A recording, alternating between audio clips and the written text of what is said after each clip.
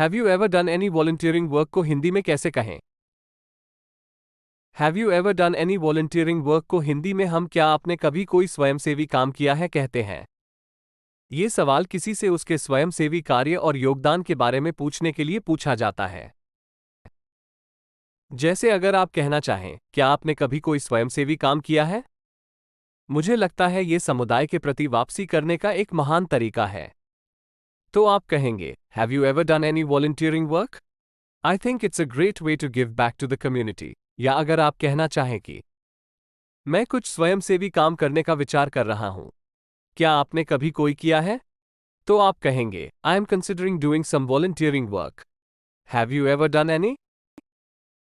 Have you ever done any volunteering work को हम have you ever participated in any voluntary activities, have you ever engaged in any volunteer work या have you ever been involved in any unpaid service भी कह सकते हैं। आशा है आपको इस सेंटेंस का हिंदी अर्थ समझने में मदद मिली होगी।